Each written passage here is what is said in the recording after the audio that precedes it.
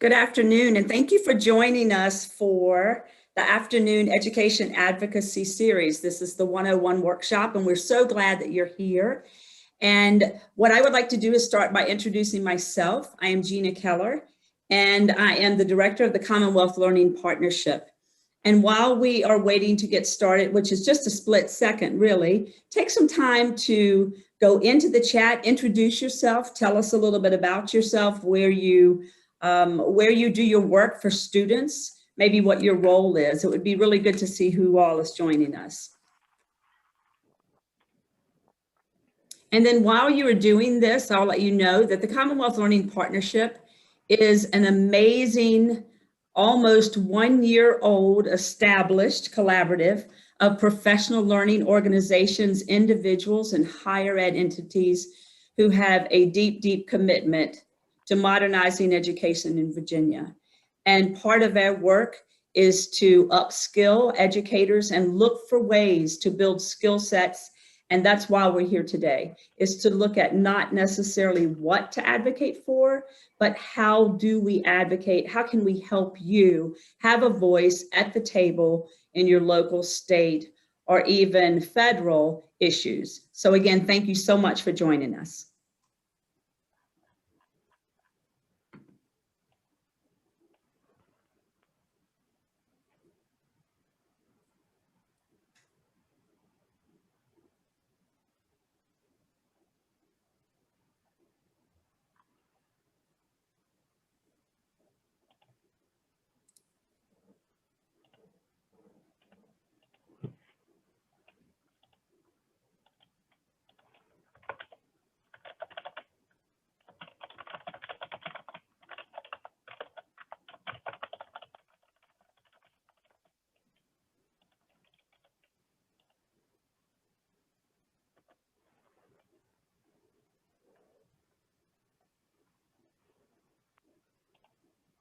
At this time, I would like to go ahead and introduce Holly Coy.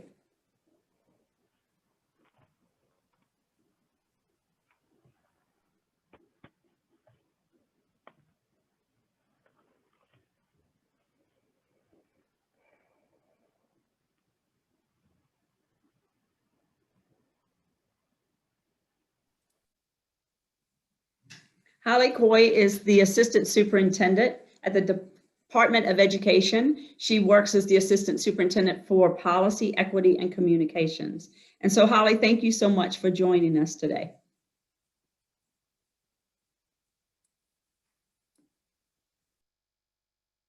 With you all this afternoon.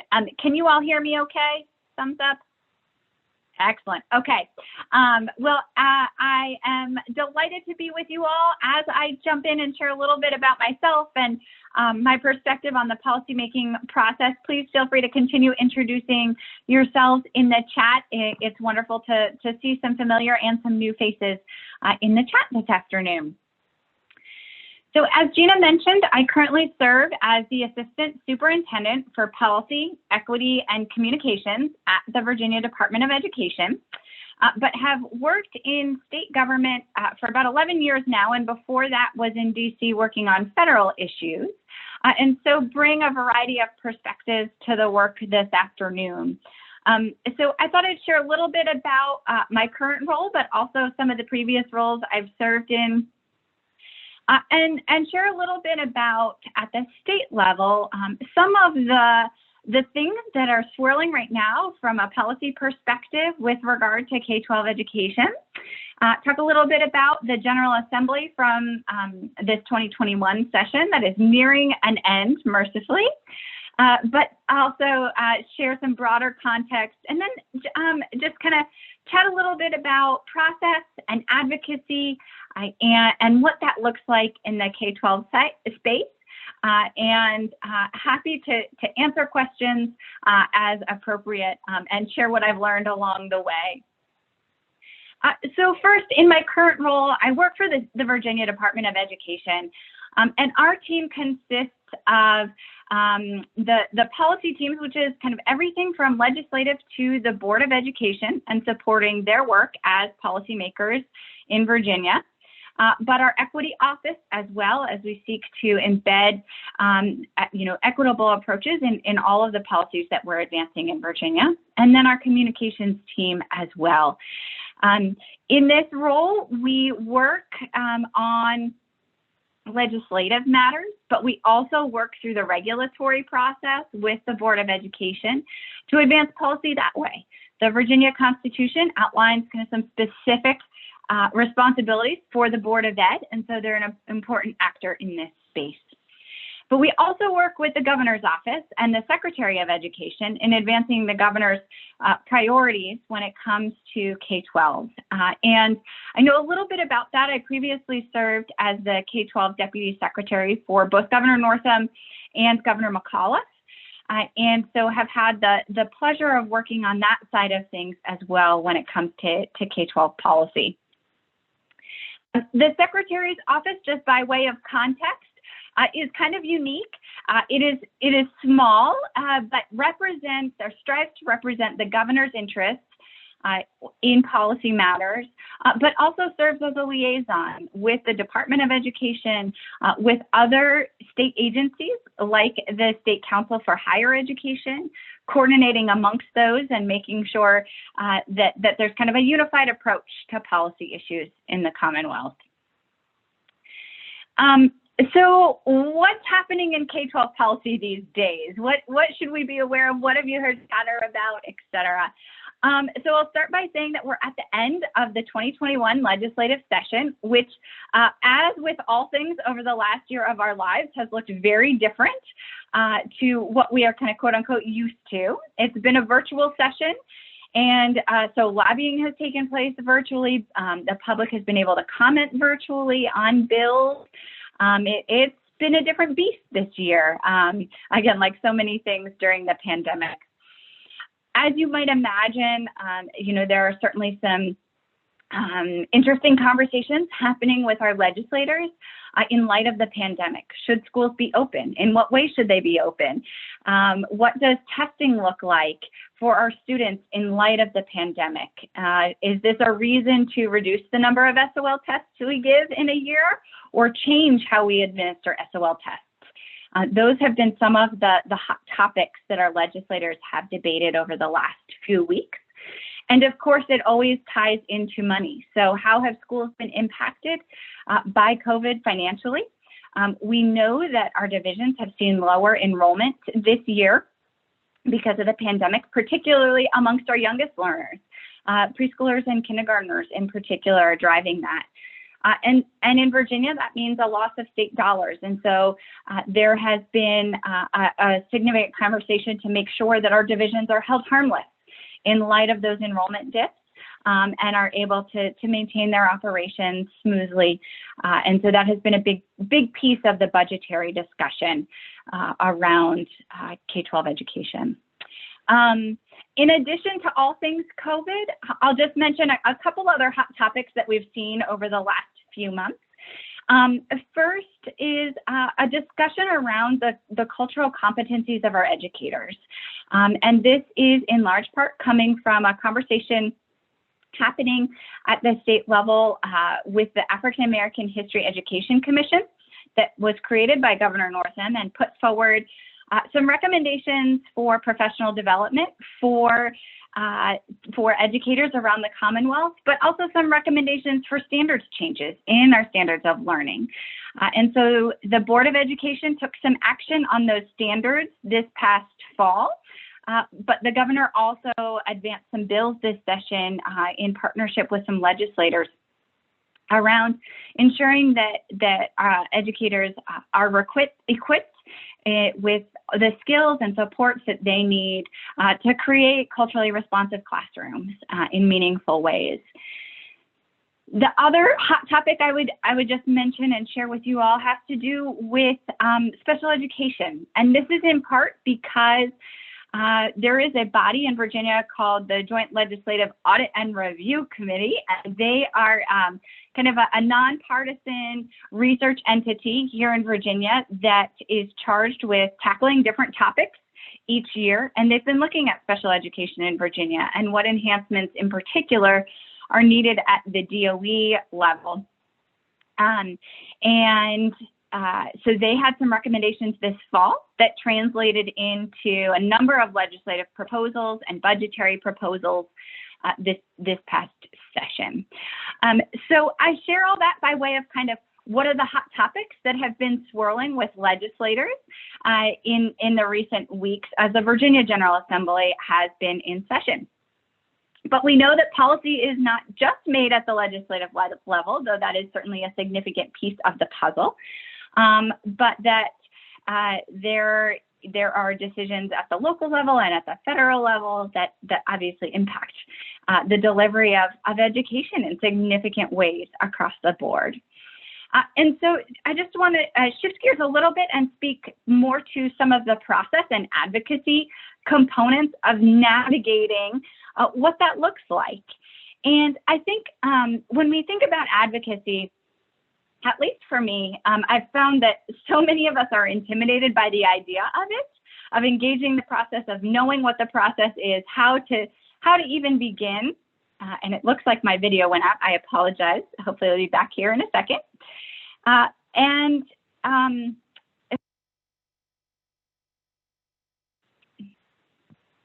My apologies. When to engage in the process and how to do that. And so first, I want to offer up words of encouragement that policymakers are human too, that they have often served in some of the roles you have served in. So our legislature includes teachers and school board members, even principals. Our Board of Education includes former superintendents, teachers, principals, and so they bring a diversity of experiences to the process, but like you are committed to, listening, learning about the concerns from, those of you on the ground each and every day serving our students.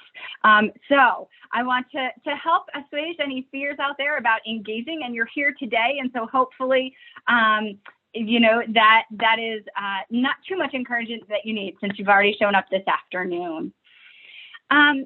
The second thing I would just note is about navigating the process. And sometimes that's as important as navigating the content. So knowing when in the process is the right time to reach out to a legislator or a Board of Ed member. And this is where there is just wonderful strength in numbers.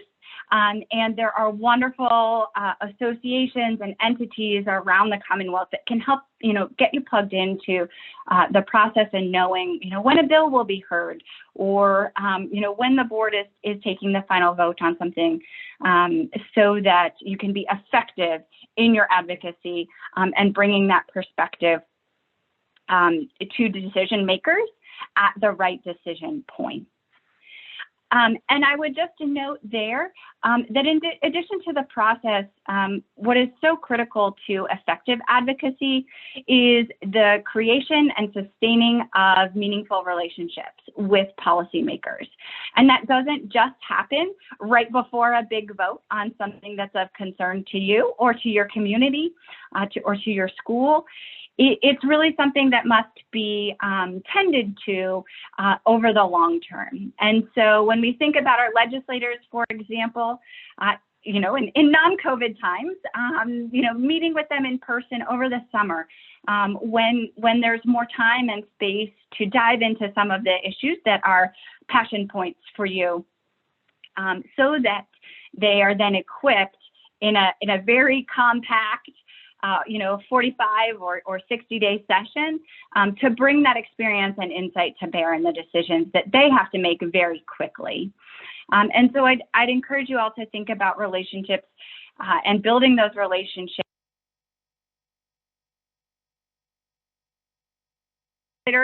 or other policymakers. You may not see eye to eye with them on every issue, but if they know that they have a strong relationship with you, that there can be that exchange of ideas and information, that is really the most essential piece of this over the long term. And so I would just end by saying, you know, some of the key takeaways there, that there are power in numbers in joining with your colleagues and other advocates in raising your voices together and navigating some of the process. And that those relationships with policymakers are really at the heart of ensuring that you're able to exchange ideas and information to those who are making key decisions when it comes to K-12 education policy. So I am going to pause there and see if there's anything else that I can answer at this particular moment in time, or anything else the team would like me to chime in on, excuse me.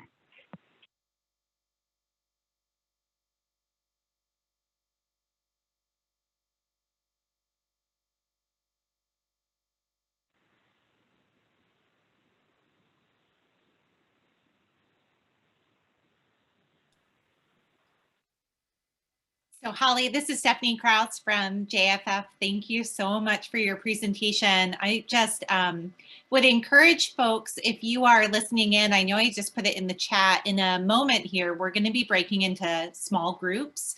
The workshop's really designed for you to get your hands in deep and thinking about policy making. I just want to share that I've had the opportunity to work with Holly in several different positions that she's had over the years.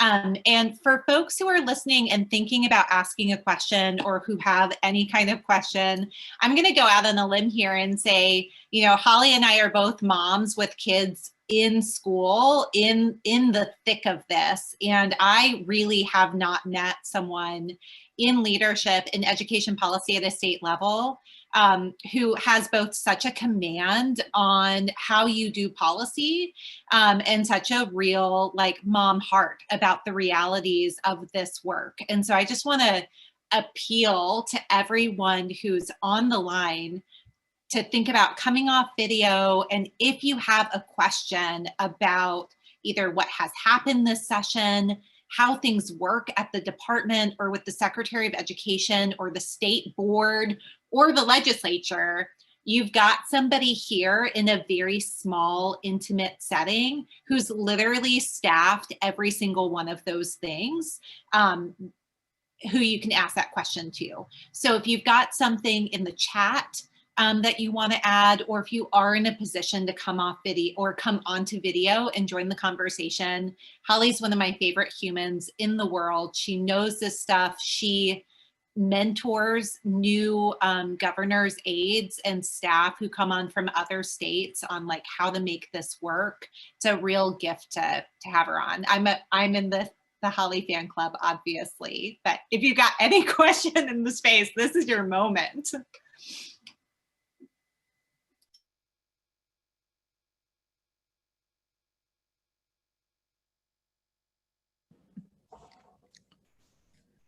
Hello, I didn't know I had to be camera ready. So excuse the way I look. I put my glasses on. But I did want to say, I don't have any questions, but I wanted to say Holly has always been great to work with. When she was this Deputy Secretary of Education, I went with numerous groups to advocate for different things. Not only was she easy to talk to, but also with different issues with performance assessments and different things like that. She was always very informative of you know, where to help us get to where we want to be. So I guess you could also think about not only advocating, but there are people out there to help you figure out what's the best avenue to take when you're trying to get the outcome you want.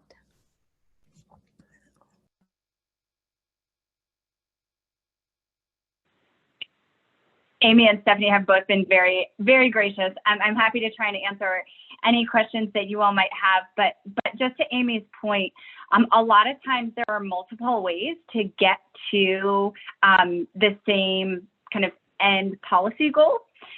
And so having sat in a few of those different seats, I'm always willing to brainstorm and think strategically about kind of the pros and cons of different ways to accomplish a particular objective. And that's a really great point that she's highlighted, that there are often multiple ways to get there, and pros and cons for each of those considerations.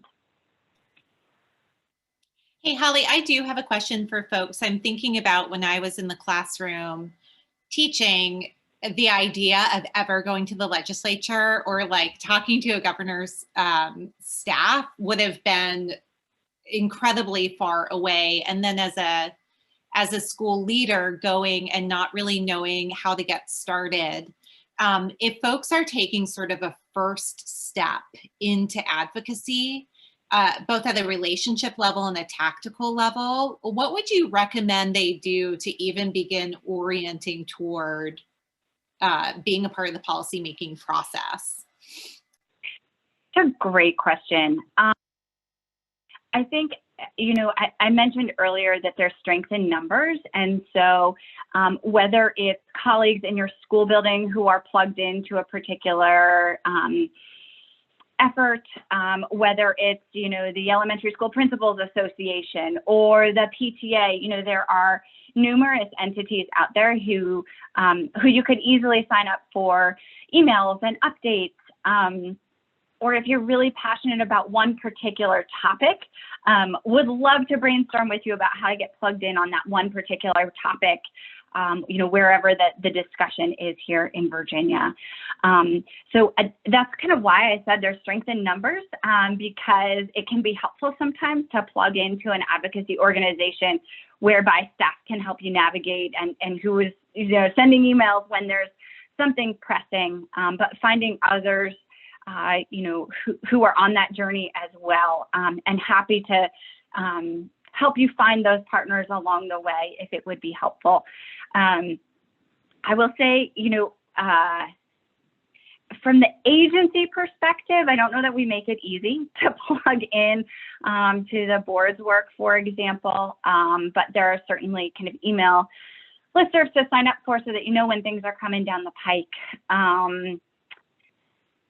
But I don't know that we do a great job of that from the agency side, if I'm being honest. So. And I would say, Holly, before we break into small groups, if there are like things that folks should subscribe to even to be able to get emails. I mean, the biggest learning for me after jumping in with both feet was that it's literally like anything else, all about relationships, all about people knowing like, oh, I can call Stephanie for this particular issue or get her to bring a student for this particular bill. And that made things so much easier. So I'd say, you know, for folks who are on as participants, you've got Holly Coy inviting a conversation to like help you think through this, take her up on it. Yeah, and regardless of what the passion point is, right? If it's early childhood or if it's performance assessments, you know, there are some different recommendations I might have based on that, or your particular, you know, community or division. Lots of different ways to thinking about engaging, and would love nothing more than to help connect some of those dots.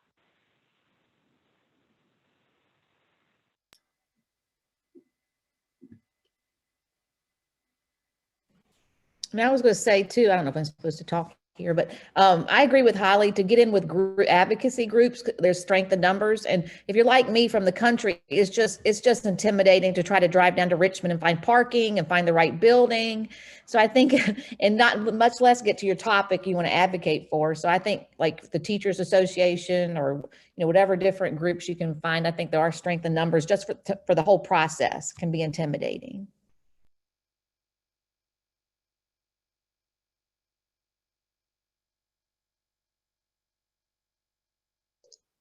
Holly, can you tell us a little bit about your journey to where you are now? I would be happy to. It's a bit of a meandering journey.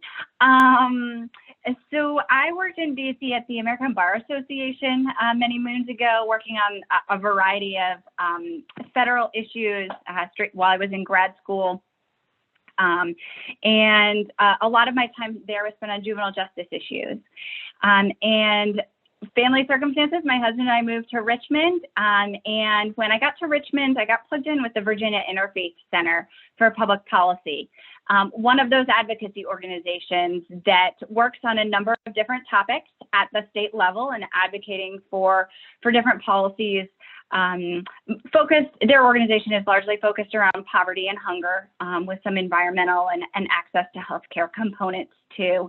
And they brought different faith communities together to kind of help, people of different faiths connect the dots between that particular part of their life and the process side of things. How does that translate over to, calling a legislator and talking to them about a particular bill? And so that's really how I learned state government and the legislative process, and working with community members in the faith community around the state for a few years. And through that, built relationships with legislators, including then Senator Northam, who I worked with on some environmental things. And when he was lieutenant governor, worked as his policy director for a few years. The lieutenant governor's office is kind of a funny thing. It's a part-time job. They have power mostly just when the Senate is tied between Republicans and Democrats, and they get to break ties. That was the excitement then. But then Lieutenant Governor Northam was very passionate about early childhood education, and so we were able to work on some early childhood education initiatives. And through that, worked closely with then Secretary Holton.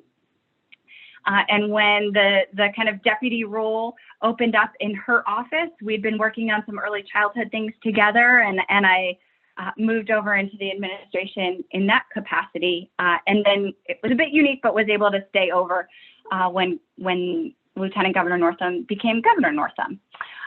So, I worked on some various issues and in various places, so both in DC and here in the Virginia context for many years now. And am a policy nerd by background, not an educator. And so I rely heavily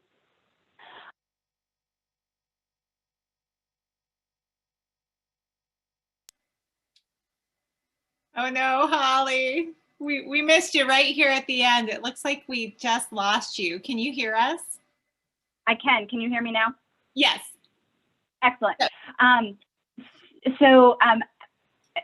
not an educator by background, and so I rely really heavily on colleagues around the state to keep me fresh and grounded in what's happening in classrooms and schools all over the Commonwealth. And then I try and marry the skills that I have about knowing how the different processes and levers work to match up kind of the problems and solutions, but come to it from the policy side of things. So that's a bit about that meandering journey.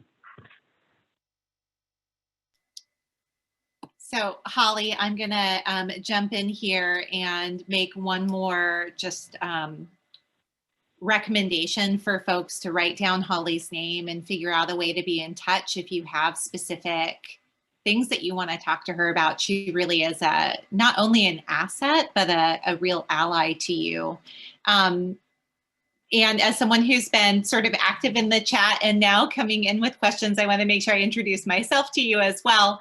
And I'm doing that in part to pass the time, because really in this moment, if you're listening but not on video, we are about to zoom you in to small group conversations with folks who have worked at the White House for multiple presidential administrations, multiple governors, elected officials, senators. We have a really supremely influential and also kind and humble group of folks who know intimately policymaking. I don't want you to miss it. And with the size of the group that we've created, you're going to be in conversations with these folks, and it's just going to be 6 to 8 of you. So if you are in a position, I know you may not be, I've got 2 little kids, but if you are in a position where you can come on video so that when you get zoomed in, you can be a part of a rich small group conversation, I'm going to encourage you to start doing that as I'm talking. So my name is Stephanie Krause. I'm a senior advisor with Jobs for the Future. And my focus is really on youth, family, and community economic well-being, but I come at that through education. I was a teacher. I ran a school and an education nonprofit, have done pre-K all the way to a school for dropout youth on a technical college campus before transitioning into national work.